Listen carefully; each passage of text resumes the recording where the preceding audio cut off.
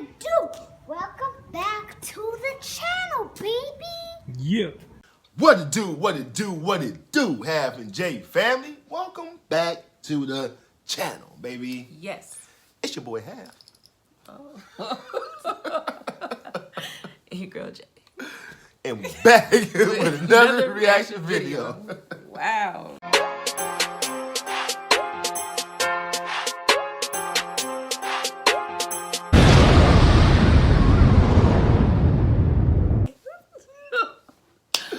Wow. Yes, sirree.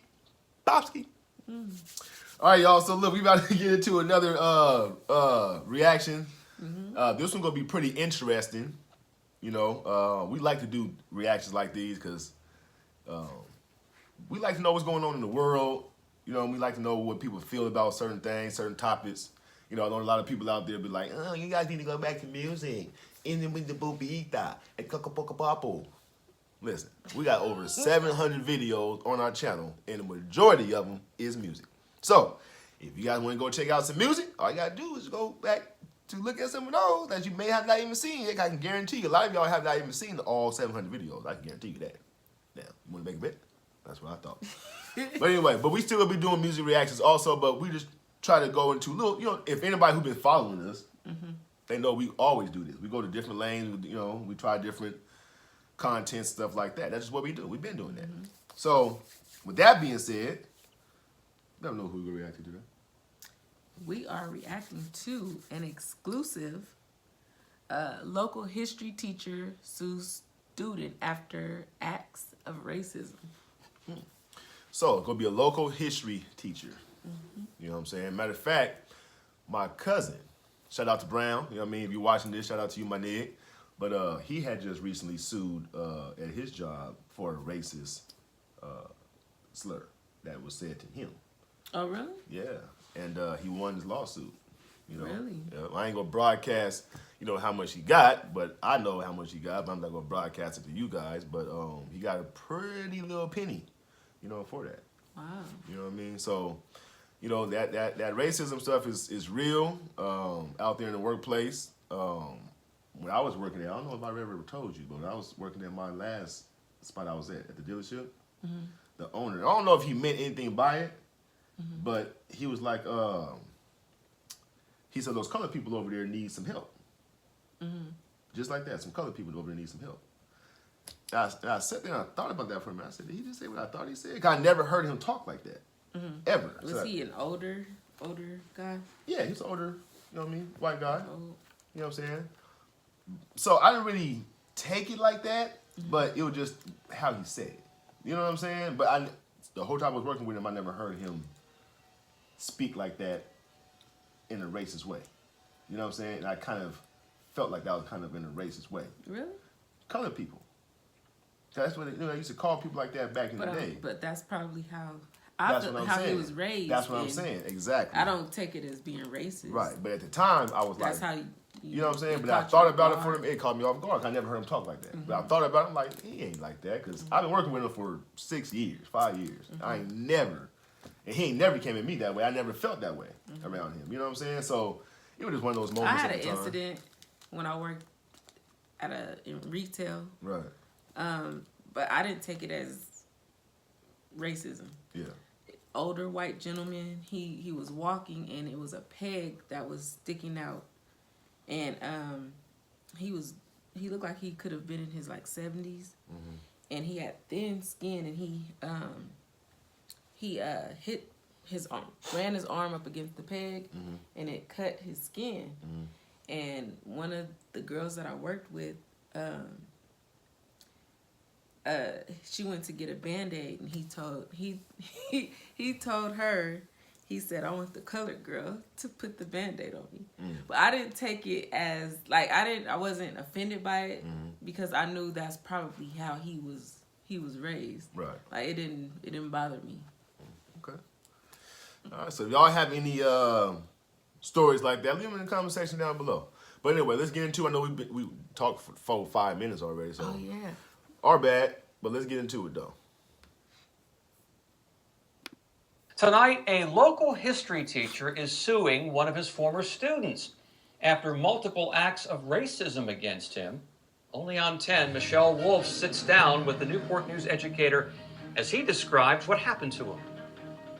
In his 21 years as a history teacher at Menchville High School, Joe Mungo has never seen anything like it. Someone left a banana at my door. The banana was perfectly placed in the doorway of my door, the hallway. Mungo shared images with us that were taken 2 weeks ago, but the first instance happened in October. It happened once a month, and the last occurrence happened last week. A banana always in the same spot in Mungo's classroom doorway. So it was clearly a deliberate act. After the 6th time, Mungo told 10 on Your Side enough was enough. Mungo reported the problem to Menchville administration, who pulled up surveillance video and found the student responsible, a 10th grader in one of Mungo's classes. Gave the student a chance to come clean. I asked him, like, hey, did you do this? He said, no. You played dumb? No, I have no idea what you're talking about. So I said, okay. Go down to the assistant principal. I'm the only black teacher he has. He has 6 other teachers. No other teachers were involved. Mungo says the student's parents were contacted. He was placed on a 2-day suspension and removed from Mungo's class. Initially, supposed to be when the parents were contacted, the parents seemed to be truly embarrassed. And when the student was suspended and his parents were informed, then the parents were irate. Well, I was sickened. I was highly upset. So upset, I took the next day off. I didn't go to work that Friday. Now Mungo is in the process of pursuing legal action over the racist act. Because I'm just fed up with the racism around, especially in our academic institutions, coming from the HBCUs and other colleges, the bomb threats, the nooses, the bananas, and now streaming into public education.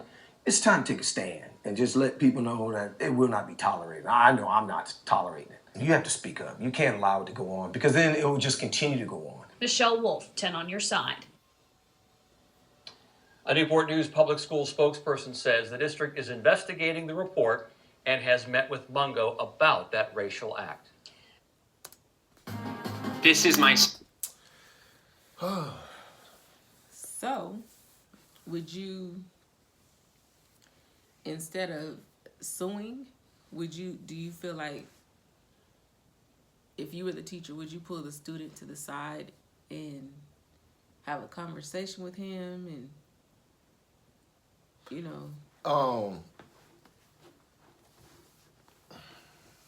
It's like one of those yes and no. You know what I'm saying? Me personally, I don't think I would have sued because that's not helping him as a student, as a human being. That's not helping him. Now, if it was like a administration, somebody in the administration department, something like that, then I probably would have sued or whatever the case may be. But by it being the student, I think by suing, it's not helping him. You know what I'm saying? I think he needs some talking to, some educating, you know what I'm saying, and letting him see the world for something different than what he's seeing through his eyes. You know what I mean? So, but at the same time, the other part of me was saying, well, it'll be a waste of time to talk to him because if I'm already asking him, was this you, this, that, and the third, knowing I already have him on camera, and he's lying to me, and he's in his head basically saying, no, I'm not guilty. I'm thinking that even if I do have a conversation with him, he's not going to retain it. He's going to go through one ear and out the other. He just kind of off in the day probably as I'm talking to him. So it's like one of those things you just got to kind of play it by feel. You know what I'm saying? Like you may think you have a pretty good relationship with this student. right? You know what I'm saying? To where you feel like you can sit down and talk to the student. You know what I'm saying? And he just may be trying to follow suit with everybody else that he's around. That may not even be who he truly is. Right. But the crowd that he's in makes him feel like he has to do stuff like that.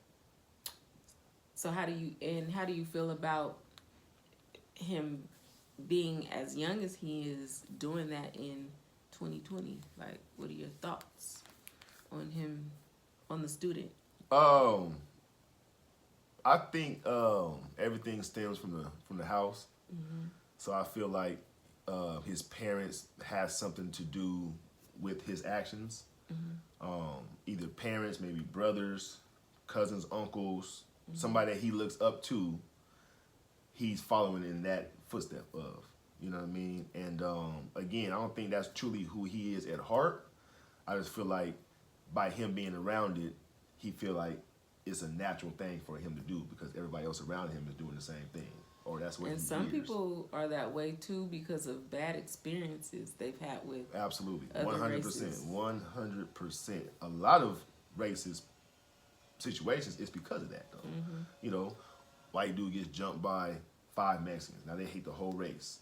You know, a black dude gets jumped by a white guy. He hates the whole race. Or a white guy gets jumped by a black. He hates the whole race. You know what I mean? Stuff like that. So I have asked one time a Mexican, like, why don't you guys like blacks? Like, why some Hispanics don't like blacks?